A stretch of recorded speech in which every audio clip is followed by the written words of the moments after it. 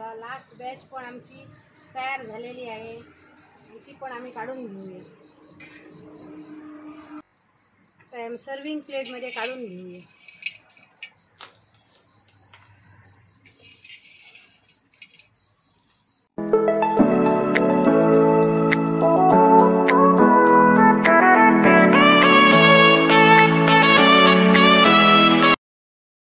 नमस्कार मित्रांनो, welcome to Sawant blogs 1394. आणि आज मी तुम्हाला मस्त अशी कुरकुरीत भेंडी फ्राय बनवून दाखवणार आहे. भेंडीची भाजी खाऊन खाऊन कंटाळा येतो, मग वेगळं काहीतरी खावंसं वाटतं. स्नॅक्स म्हणून खाऊ शकता, नाहीतर तुम्ही व्हेज असतं त्या डाळ भात त्यावेळी पण ही कुरकुरीत भेंडी तोंडी लावू शकता. चला तर मग साहित्य दाखवते. भेंडी घेतलेली आहे बघा, धुवून पुसून स्वच्छ नितळून कोरडी करून घेतलेली आहे. हळद अर्धा चमचा, लाल तिखट 1 चमचा, धणे पावडर 1 चमचा, बेसन अर्धी वाटी, तांदळाचं पीठ पाव वाटी, कोकम आगळ 1 चमचा घेतलेला आहे. मीठ घेतलेलं आहे चवीनुसार आणि फ्राय करण्यासाठी तेल घेतलेलं आहे. एवढंच साहित्य. पहिल्यांदा आम्ही भेंडी कापून घेऊया. पुढचा टोकाचा भाग आणि शेपटीचा भाग काढून घेऊया आणि त्याचे असे उभे काप करूया. आणि 2 भाग केले ना, आता त्याचे एका भागाचे 3-3 भाग करूया.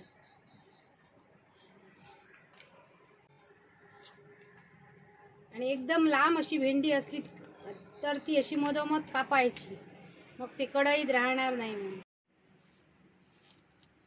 हे बघा, पहिले असे 2 भाग करून घेतले, नंतर शेपटीकडचा भाग काढून टाकला आणि आता ह्याचे बारीक पुन्हा 3 भाग केले एका भागाचे.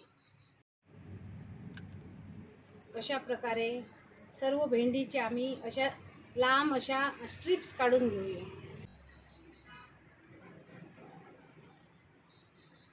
सगळे आमच्या स्ट्रिप भेंडीच्या तयार करून झालेल्या आहेत. आता ते आम्ही एका बोलमध्ये घालूया.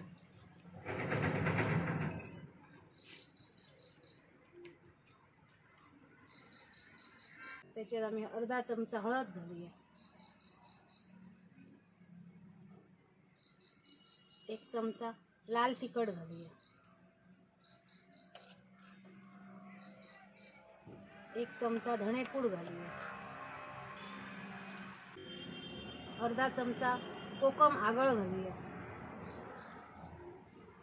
भेंडी चिकट असते ना, म्हणून त्याच्यात आगळ घालायचा आणि भाजी करताना त्याच्यात कोकम घालायची. पाव वाटी तांदळाचं पीठ घालूया.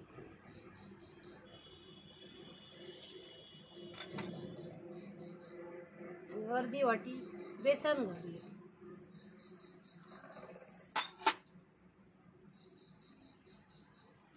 चवीनुसार मीठ घालूया. मीठ जरा कमीच घालायचं, नंतर ते असे भेंडी आता खूप दिसली तरी नंतर ती कमी होणार. आणि ते असं टॉस करायचं.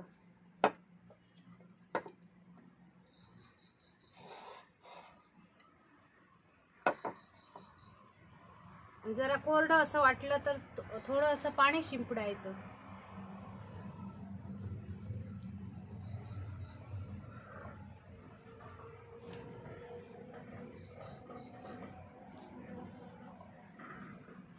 तळाला असं बेसन आणि तांदळाचं पीठ बसलेलं आहे. जरा असं पाणी असं शिंपडूया आणि पुन्हा असं हाताने कोट करून घेऊया.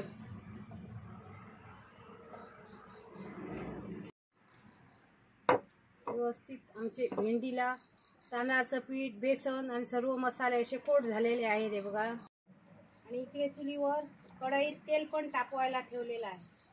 तापलेलं आहे काय ते बघूया. 1 स्ट्रिप घालूया. आमचं व्यवस्थित तेल तापलेलं आहे. आता त्याच्यात आम्ही ह्या स्ट्रिप सोडूया.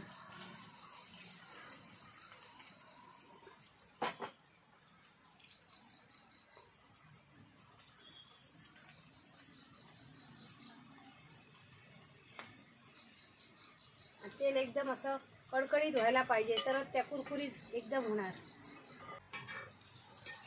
आता आम्ही ते परतून घेऊया.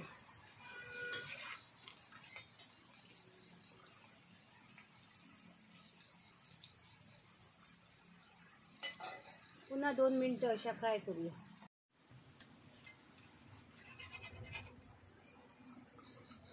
तेल आहे सगळं नितळून घेऊया आणि आता एका झाऱ्यावर काढून घेऊया.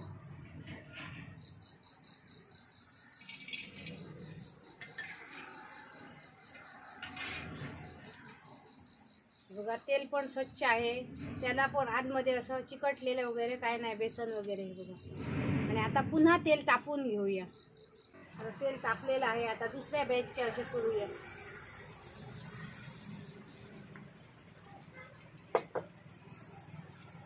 आणि एका बाजूने 2 मिनिटं अशा फ्राय करून घेऊया. 2 मिनिटं झालेली आहेत, आता आम्ही त्या परतून घेऊया.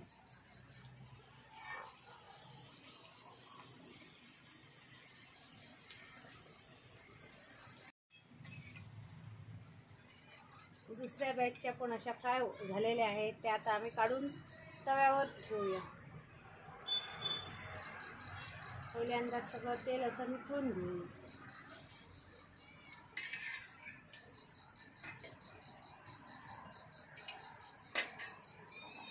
आता अशा प्रकारे आम्ही सर्व अशा भेंडीच्या स्ट्रीप फ्राय करून घेऊया.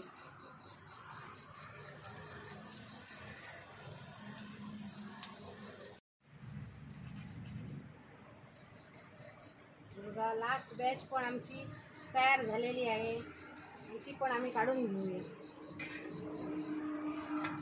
बघा तेल पण जास्त लागलेलं नाही आणि तेल पण क्लीन आहे. बघा तेलात पण काय पडलेलं नाही. बघा तेल पण जाड झालेलं नाही, एकदम क्लीन असं आलेलं आहे. तर आम्ही सर्विंग प्लेटमध्ये काढून घेऊया.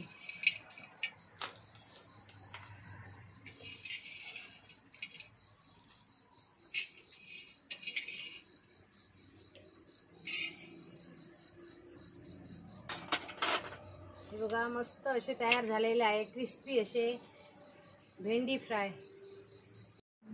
हे बघा मी मस्त अशा कुरकुरीत भेंडी फ्राय बनवलेली आहे. तुम्ही फ्रेंच फ्राईज किंवा पोटॅटो चिप्स किंवा इतर काही खाण्यापेक्षा, त्याच्यात अजिनोमोटो असतो, ते खाण्यापेक्षा तुम्ही असे घरी बनवून खाऊ शकता. हे तुम्ही हिरव्या चटणी बरोबर खोबऱ्याच्या खाऊ शकता, टोमॅटो सॉस बरोबर खाऊ शकता आणि एकदमच अशा क्रंची झालेल्या आहेत. आणि मुद्दाम या घरी तुम्ही बनवा आणि कशा झाल्या ते मला कमेंट करून सांगा. आता मी तुम्हाला एक खाऊन दाखवते. बघा आवाज पण कसा येतो, एकदम क्रंची झालेले आहेत. हे बघा अजून एक खाऊन दाखवते. तुम्ही या मुद्दाम घरी ट्राय करा आणि कशा झाल्या ते मला कमेंट करून सांगा. आणि जर चॅनलवर नवीन असाल तर आमच्या चॅनलला लाईक करा, शेअर करा, सबस्क्राईब करा. आणि अशीच आम्ही एक नवीन रेसिपी घेऊन पुन्हा येऊ. तोपर्यंत मस्त खा आणि स्वस्त राहा. बाय.